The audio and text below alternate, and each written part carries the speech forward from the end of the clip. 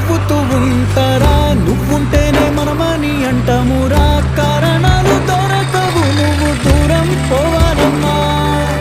నీకు నాకు మధ్యలో దూరం రావాలన్నా వద్దు అంటూ ఆ క్షణాన్ని ఏడుస్తూ ఆపనా గమ్యం చేరే పయనాన్ని స్నేహం ఆపుతుందా నీ మంచే కోరి పొమ్మనేంత ప్రేమే మాకు లేదా అల్లుకున్న తీగతో కలుసుకున్న కులం స్నేహమన్న మాటలో ముచ్చటైన ముకురం అందమైన జీవితం